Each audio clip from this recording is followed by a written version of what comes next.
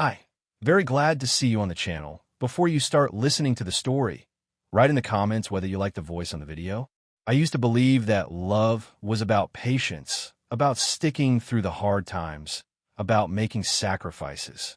But no one tells you what to do when the sacrifices are all one-sided. No one warns you that patience can turn into endurance, and endurance can turn into something that slowly kills you from the inside out. Jessica wasn't always this way, or maybe she was, and I just ignored the signs. When we first met, she was charming, ambitious, confident in a way that made people take notice. I admired her. She made things happen. I thought I was lucky to be the man she chose. But somewhere along the way, I stopped being a partner and became more of an accessory, something she could show off or push aside as she pleased. The first time I realized something was wrong, we were out with her colleagues at a corporate dinner. Jessica, ever the social butterfly, was holding court at the center of the table, dazzling everyone with stories about her job, her promotions, the high-profile doctors she worked with. I was proud of her, until she turned the conversation to me. "And Ryan," she said, swirling the wine in her glass, "he's a fitness trainer." She smiled, but there was something else behind it, a glint of amusement. "So basically, he wears gym clothes all day and counts reps." Laughter rippled through the group. I forced a tight smile. "That's not exactly, oh, come on, babe," she cut in, nudging my arm. "You know I'm kidding. But really, I envy you. No stress, no big decisions. Just lifting weights and making sure people don't hurt themselves." I wanted to say something, to defend myself. But the way they were all looking at me, like I was some adorable, simple creature who had stumbled into their world of high-powered careers and six-figure salaries, made my throat tighten. I let the moment pass. That was how it always went. A joke at my expense, a dismissive wave when I pushed back. If I ever got upset, she'd roll her eyes. "Ryan, you're too sensitive." If I ever called her out, she'd shake her head.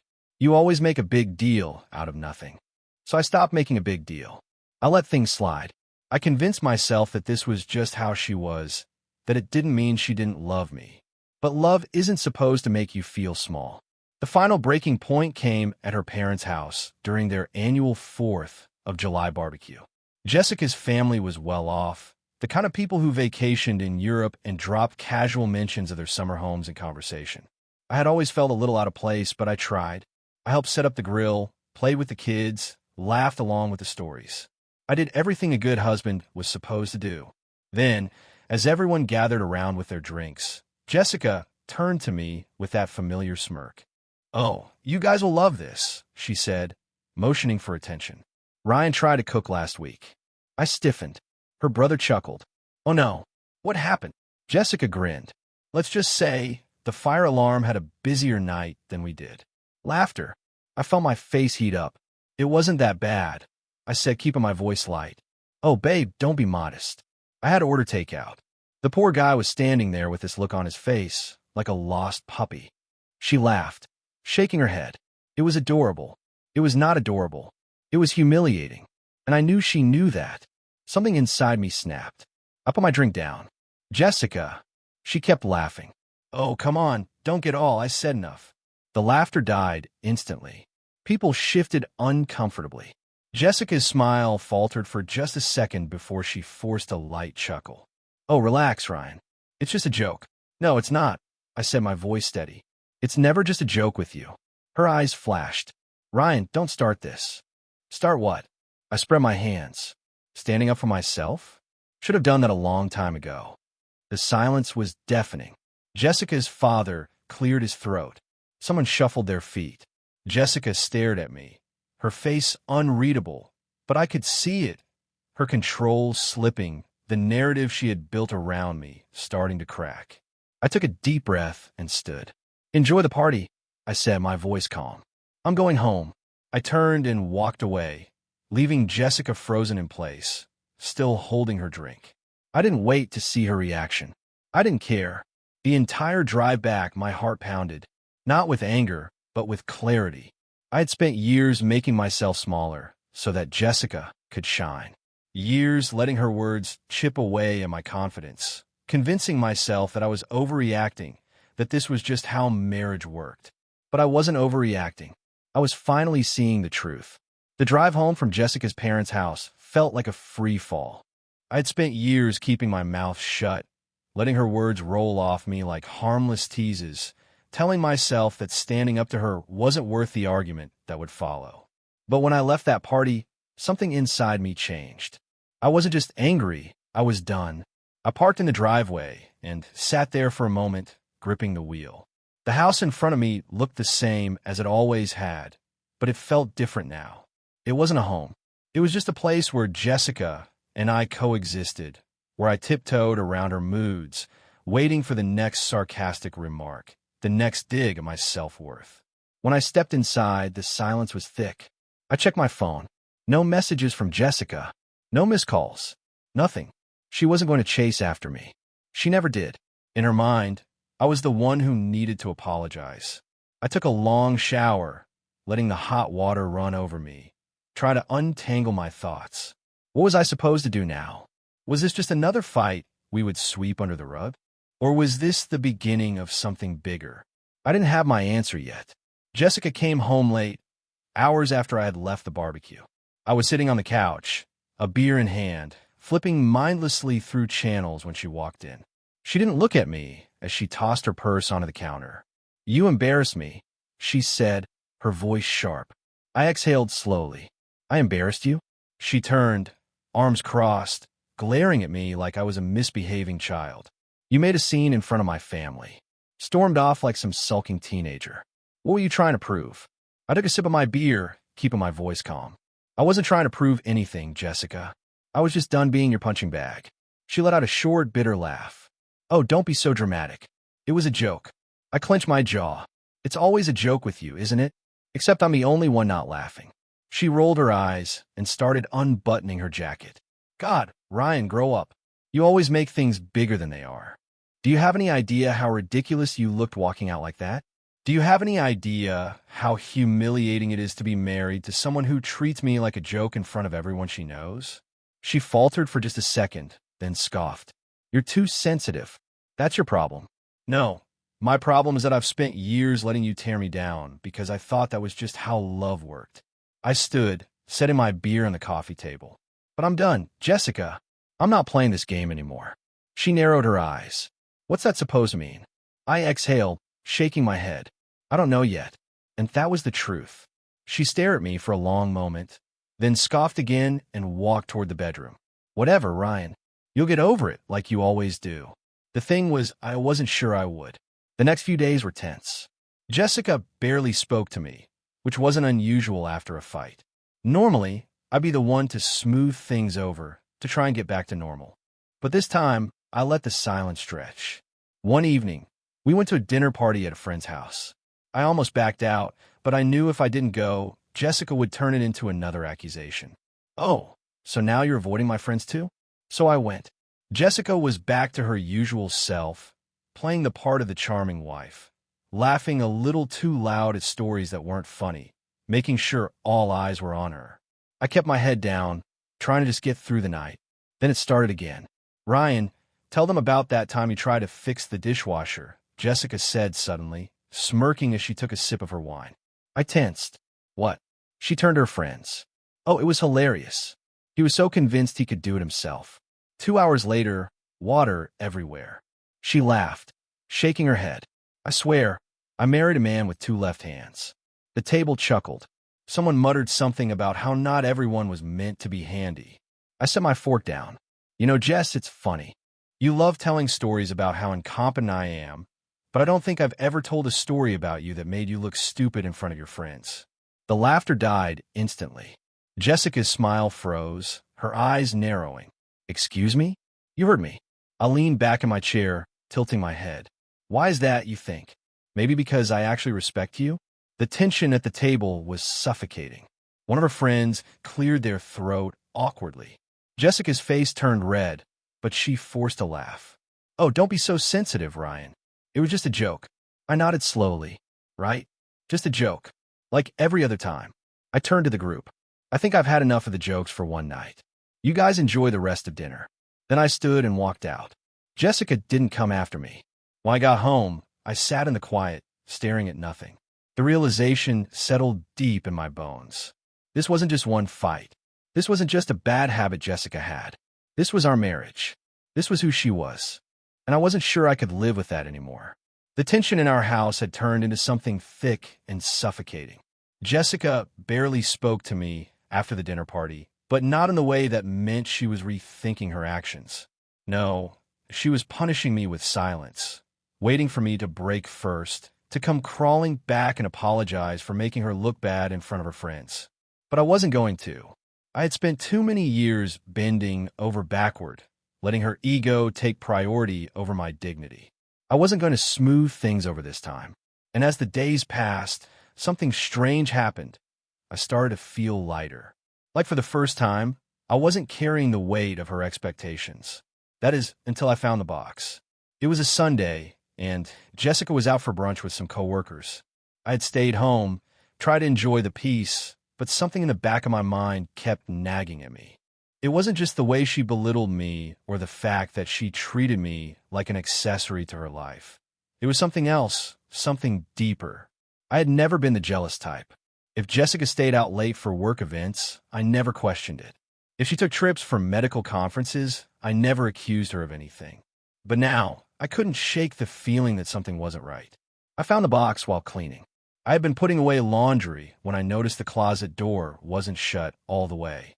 Something about that tiny gap made my stomach tighten. It was like a part of me already knew before I even reached inside and pulled it down from the top shelf. It was a sleek black gift box, expensive looking, the kind that didn't come from a casual purchase. I lifted the lid and felt my breath catch in my throat. Inside was a men's luxury watch. Not mine. Next to it was a bottle of high-end cologne, still in its packaging. My hands felt numb as I turned the cologne bottle over, reading the brand name. Jessica had never bought me anything like this. She barely remembered my birthday most years, let alone surprised me with expensive gifts. But the final nail in the coffin was the card. A small, folded card tucked beneath the watch. I hesitated before opening it, my pulse pounding in my ears. Can't wait to see you again. Last weekend was incredible. No name, no signature, but I didn't need one. I sat down heavily on the bed, the card trembling in my fingers. My mind raced, trying to find some other explanation, some way this wasn't what it looked like. But there was none. Jessica was cheating on me. The realization hit like a slow-moving wrecking ball, smashing through years of denial. The long work hours, the business trips, the way she treated me like I was disposable. It had never just been emotional cruelty. She had been justifying her affair by making me feel like I deserved it. I closed the box carefully, my hand steady, even though my heart felt like it was splintering apart. I could have confronted her the moment she walked through the door. I could have thrown the box at her feet, demanded answers, screamed, accused. But I didn't. Jessica had spent years making me feel powerless, like I had no control over my own life. That ended today. If she thought she was getting away with this, she was wrong. I wasn't going to lash out. I wasn't going to let her paint me as the crazy, jealous husband. I was going to be smart. I was going to gather proof. And then, when she least expected it, I was going to destroy her. I spent the rest of the day staring at the box, running through every possible way this could go. Part of me wanted to tear through the house, searching for more evidence. Another part of me wanted to storm into that fancy restaurant where Jessica was having brunch and slam the watch down on the table in front of her. But I didn't do either. That would have given her the advantage. She would twist it, call me paranoid, make me feel like I was crazy. No, I needed to be careful. If I wanted to end this on my terms, I had to think ahead. I placed everything back exactly where I found it. If Jessica didn't know I had seen it, she wouldn't have time to cover her tracks. I needed proof, something undeniable, something she couldn't lie her way out of. That night, I acted normal, or at least I tried to. When Jessica came home, she barely acknowledged me. She was in a good mood, probably from spending the afternoon gossiping over mimosas. Brunch was nice, she said, kicking off her heels as she walked into the kitchen. Yeah? I kept my voice even, opening the fridge as if I wasn't hyper-aware of every move she made. She sighed, grabbing a glass of water. Yeah, it was good to get out. I swear, you should make more of an effort to do things like that. Maybe you wouldn't be so moody all the time. I clenched my jaw but didn't respond. I had spent years letting comments like that slide. I could do it for a little longer. She went on about her day, barely looking at me, completely unaware that I knew everything. I watched her, wondering how long she had been doing this, how many times she had come home from another man's arms and acted like nothing happened. The next morning, I put my plan into motion. First, I needed a way to track her. Jessica's car had a GPS system built into it, but that was tied to her phone, and I wasn't about to risk her seeing any unusual activity. So I went to an electronics store and bought a small, discreet GPS tracker, the kind designed for parents keeping tabs on their teenagers. It took me less than 5 minutes to install it under her car's rear bumper. Then I waited. For the next few days, I watched her routine. She went to work, came home late, spent hours texting on her phone with a little smile on her face. If I asked who she was talking to, she would sigh and say something dismissive. Work stuff. Just a friend. Lies. I checked the GPS logs every night. Most of the time, her car went exactly where it should, her office a lunch spot near her building, back home. But then, on Wednesday night, something changed. She left work at 6, but didn't come home. Instead, her car stopped at a hotel downtown. I stared at the map on my screen, my heart pounding. It was happening. I didn't rush there immediately. I wanted to, but I forced myself to stay calm. Instead, I waited until nearly midnight. Then I got in my car and drove to the hotel. Her car was still in the lot. I parked a few rows away and watched. A part of me still clung to the hope that this was all a mistake, that maybe she was meeting a friend, maybe there was an explanation. But then, just as I was convincing myself I was being paranoid, the lobby doors opened. Jessica stepped out, and she wasn't alone. The man beside her was tall, confident, wearing a suit that probably cost more than my monthly rent back when I was fresh out of college. He was exactly the type of guy she had always secretly wanted me to be: polished, wealthy, powerful. They were laughing. She was touching his arm. And then, as they reached her car, she turned and kissed him. My vision blurred with pure rage. I gripped the steering wheel so hard my knuckles turned white. I could hear my own heartbeat in my ears. But I didn't move. I didn't storm out of the car. I didn't make a scene. I took out my phone. I recorded it. Jessica had spent years making me feel small. She had torn me down, piece by piece, while building a secret life behind my back. But now I had the upper hand. And when the time was right, I was going to use it. I watched them from my car, my grip tightening around my phone. Jessica was smiling up at him, her hand still resting on his arm like he was something special, like he was hers, the same way she used to look at me. The sight of it made my stomach twist, but I forced myself to stay calm. I wasn't here to break down. I was here to get proof. She kissed him again, quick, familiar, nothing hesitant about it. Then she got in her car and drove off, completely unaware that her entire world was about to fall apart. The man lingered for a moment, adjusting his tie before walking back toward the hotel entrance. I could have followed him, could have confronted him right there, but that wasn't part of the plan. I wasn't about to go down as the crazy husband throwing punches in a hotel lobby. No, I wanted my revenge to be public, permanent. I spent the next few days pretending nothing had changed. I went to work, trained my clients, came home, and kissed Jessica on the cheek like always. She barely looked at me. She was distracted, always checking her phone, always too tired when I suggested spending time together. It was pathetic, really. She wasn't even trying to cover her tracks anymore. But I let her think she was getting away with it. I let her feel safe. Because the moment she felt the most secure was the moment I was going to rip it all away. Our wedding anniversary was coming up. I suggested we go out for a fancy dinner to celebrate. Jessica hesitated at first, probably debating whether she could fit me into her busy schedule of betrayal. But eventually, she agreed. The restaurant I chose was one of her favorites. Classy, expensive, full of professionals who dined in quiet luxury. The kind of place where people like Jessica thrived. She arrived dressed to impress, her makeup flawless, her smile bright. She thought tonight was about us. It wasn't. We ordered wine, and Jessica launched into a story about work, something about a big account she had landed. I nodded along, letting her talk, letting her feel like she was still in control. Then, as she raised her glass to toast, I pulled out my phone. The screen lit up with the video. Jessica's smile froze. "What are you doing?" I turned the phone toward her. "You tell me." The color drained from her face. Her eyes flickered to the screen, where she and her lover were captured in perfect, damning detail. The kiss. The way she looked at him. The way she touched his arm like she had every right to. She set her glass down slowly. "Ryan, I cut her off, my voice calm measured. "Not here. Not now." She swallowed hard, glancing around the restaurant, suddenly aware of how public this was. People at the surrounding tables weren't paying attention yet, but I knew Jessica well enough to know that the fear of a scene was already gripping her. I reached into my pocket and placed an envelope on the table. "Happy anniversary," I said. She hesitated before opening it. The moment she saw the divorce papers, her hands started to shake. "You've been served," I said, my voice cool. "And just so you know, I sent everything to your company's HR department this morning. Might want to start updating your resume." Jessica's breath hitched. "Ryan, please. We need to talk about this." I shook my head. "No, Jessica. You had your chance to talk. You had months, maybe even years. You chose to lie instead." Her eyes were wide now, panic creeping into them.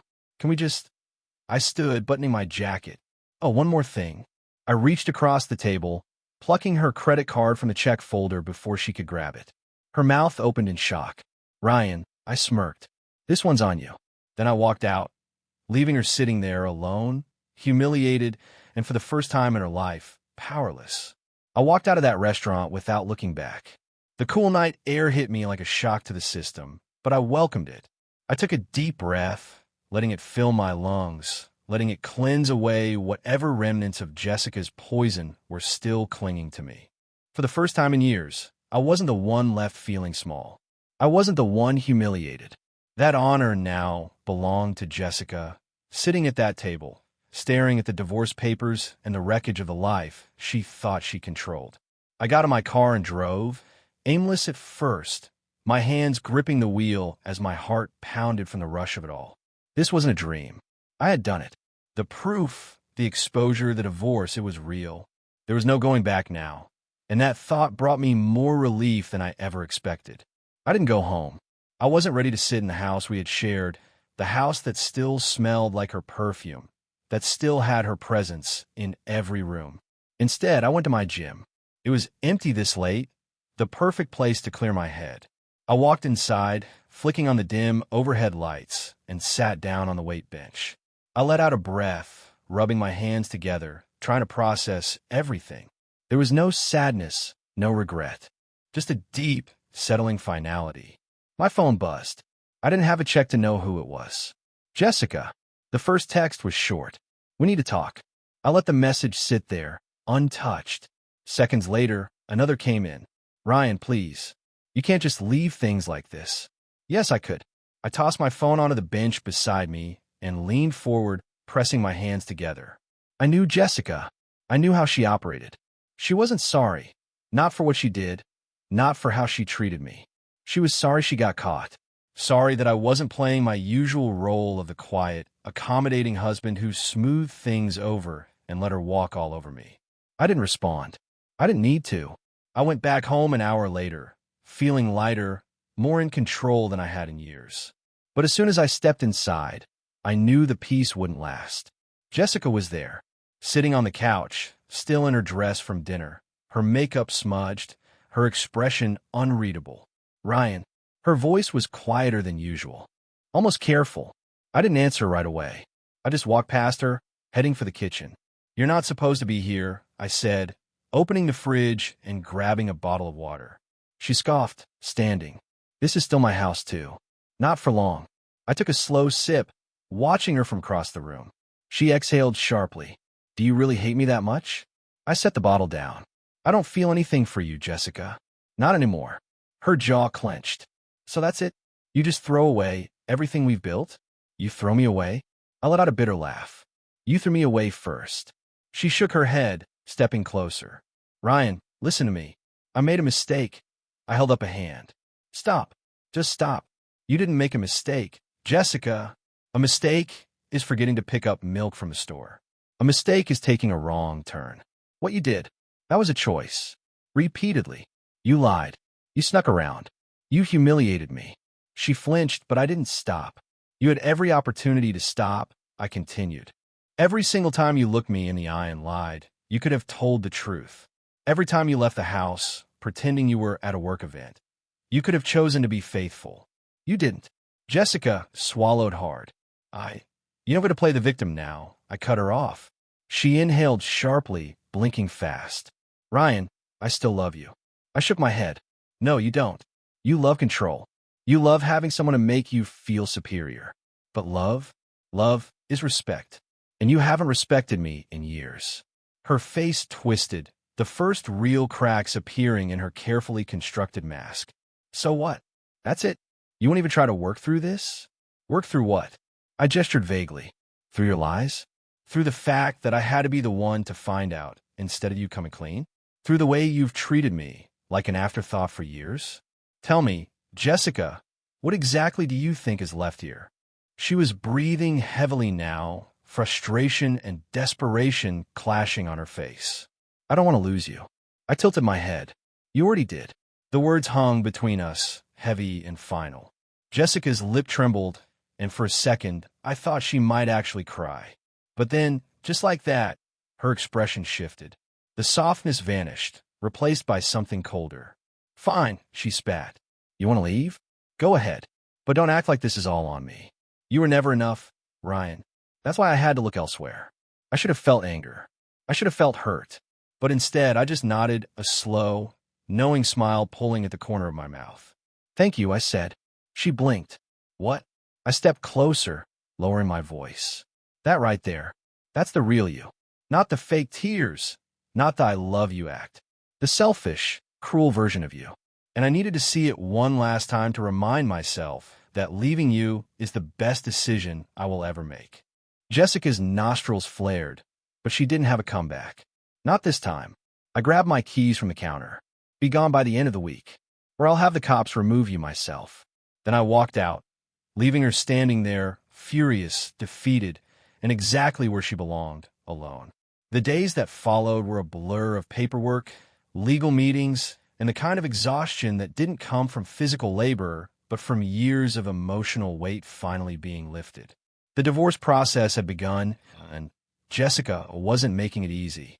She had left the house, just as I had told her to, but that didn't mean she went quietly. My lawyer called 2 days later with a weary sigh. She's contesting the divorce, he said. I exhaled, already expecting this. On what grounds? She wants more time to figure things out.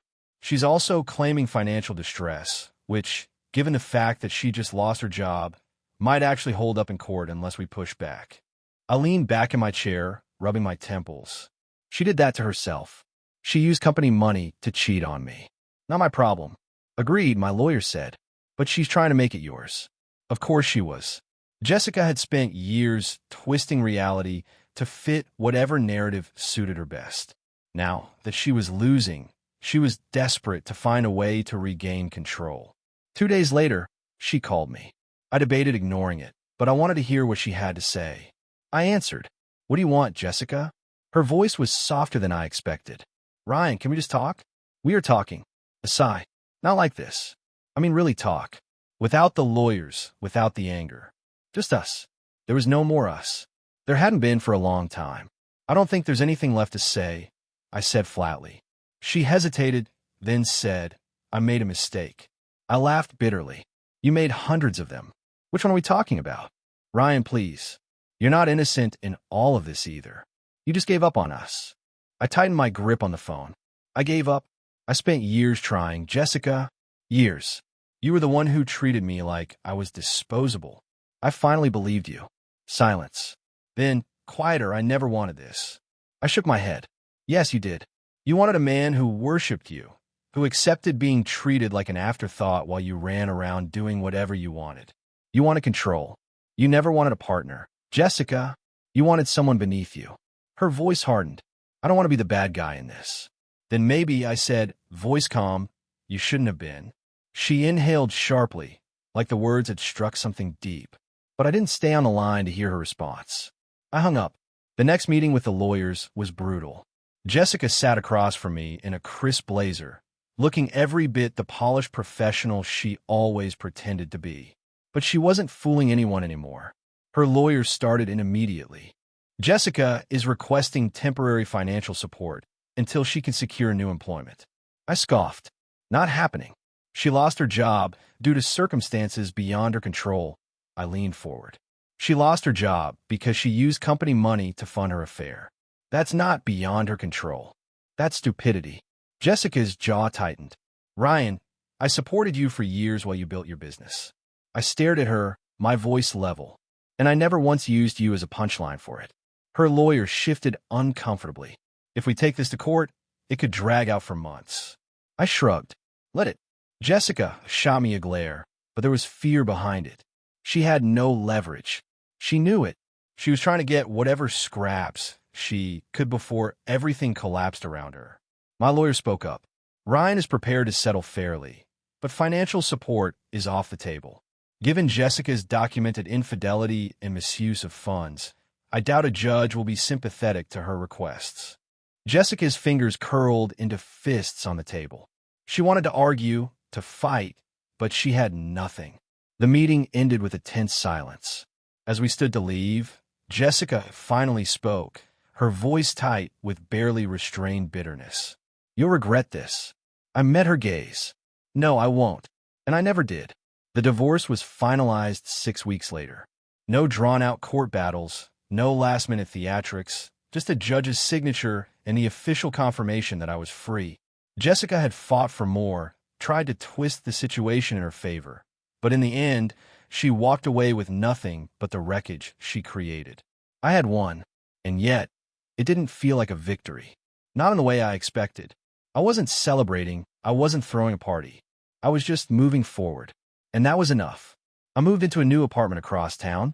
Nothing too flashy but mine. No more walking on eggshells in a house filled with tension. No more waking up to Jessica's passive-aggressive sighs or going to bed wondering what fresh insult she'd throw my way the next day. It was quiet, peaceful. The first night in my new place, I sat on the balcony with a beer in my hand, watching the city lights in the distance. It had been years since I'd felt this kind of calm, this sense that I wasn't just existing, I was living. The next morning, I went back to my gym, not as a distraction, but because I wanted to. I had neglected it for too long, lost myself in Jessica's world of corporate social climbing and empty status. Now, I was reclaiming my own. Mike, one of my oldest clients and a good friend, clapped me on the back as I walked in. Man, you look different, he said, studying me. I raised an eyebrow. How so? He smirked. Lighter, like you finally stopped carrying dead weight. I laughed, shaking my head. You have no idea. We trained hard that day. It felt good to push my limits again, to sweat out the last of the bitterness that had been clinging to me. As I wiped down the bench, Mike leaned against the wall, watching me. You back for real? He asked. I nodded. Yeah, I think I am. And I was. Meanwhile, Jessica's life wasn't going so well. I wasn't keeping tabs on her, but people talk. It wasn't long before I started hearing things. She was struggling to find work.